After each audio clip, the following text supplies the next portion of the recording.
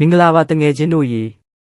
ဒီနေ့မှာတော့ကဘာကျော်ခဲ့တဲ့ဖြစ်ရမှန်ထူးဆန်းတာတစ်ခုကိုပြောပြချင်ပါတယ်လူတစ်ယောက်ဟာအစာမစားရေမတောက်ပဲလာပေါင်းများစွာတရားထိုင်နိုင်တဲ့ကိုပေါ်မှာမိတောက်နေတာတော့ဘာမှမဖြစ်ဘူးဆိုရင်တင်ယုံမလားဒါဟာနီပေါနိုင်ငံက The Butter Boy လို့လူသိများတဲ့ Ranbahadur ဘွန်ချန်ရဲ့ဇလံပဲဖြစ်ပါတယ်သူ့ကိုလူတွေကဖျားလောင်းလို့ဘာကြောင့်ယုံကြည်ခဲ့ကြတာလဲပထမဆုံးအချက်ကတော့သူဟာဗုဒ္ဓမြတ်စွာဘုရားဖွားမြင်ရာအရက်နဲ့နီးတဲ့နီပေါနိုင်ငံမှာမွေးဖွားခဲ့တာပါပိုပြီးထူးဆန်းတာကသူ့အမေရဲ့နာမည်ဟာလည်းမာယာဒေဝီဖြစ်နေတာပါပဲငယ်စဉ်ကတည်းကတက်တက်လွတ်စားပြီးတရားဝါတွေကိုတနာကျင်တာတတ်တဲ့သူကိုလူတွေကတကယ်သူတော်စင်ကြီးလို့သတ်မှတ်ခဲ့ကြပါတယ်တက်ဆက်5နှစ်အရွယ်မှာတော့သူဟာတောထဲကညောင်ပင်ကြီးအောက်မှာစတင်တရားထိုင်ခဲ့ပါတယ်ဒီသတင်းဟာတစ်ကမ္ဘာလုံးကိုပြန့်သွားပြီး Discovery Channel လိုမျိုးအဖွဲ့တွေကပါလာရောက်စစ်ဆေးခဲ့ကြပါတယ်ကင်မရာတွေနဲ့4ရက်တောက်လျှောက်စောင့်ကြည့်ခဲ့ရမှာသူဟာတစ်ချက်ကလေးတောင်မလုပ်ပဲအစာမစားရေမတောက်ပဲနေနိုင်ခဲ့တာကိုတွေးလိုက်ရတဲ့အခါသိပ္ပံပညာရှင်တွေတောင်အံ့ဩတုန်လှုပ်သွားခဲ့ရပါတယ်ဒါပေမဲ့တငယ်ချင်းတို့ရေရွှေတိုင်းဟာမဝင်းဘူးဆိုသလိုပါပဲ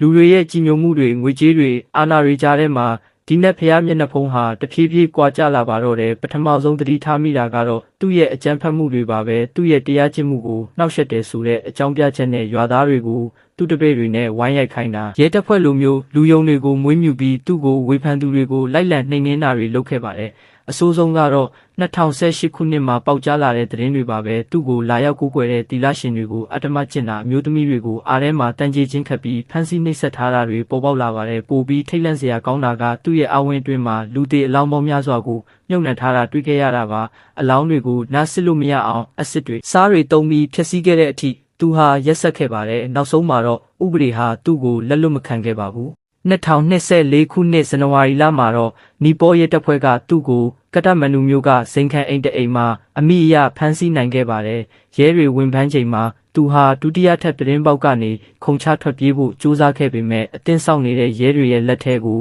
တန်တန်မတ်မတ်ရောက်သွားခဲ့ပါတယ်သူတော်စင်ကြီးလိုဟန်ဆောင်ထားတဲ့သူ့စီကနေစိန်ခံကားတွေဖောင်းတွေနဲ့ငွေသားမြောက်များကိုလည်းတင်စီရမိခဲ့ပါတယ်အခုချိန်မှာတော့သူဟာထောင်ဒဏ်10နှစ်ချမှတ်ခံထားရတယ်လို့လူတက်မှုအပါအဝင်အခြားအမှုပေါင်းများစွာကိုလည်းဆက်လက်ရင်ဆိုင်နေရပါတယ်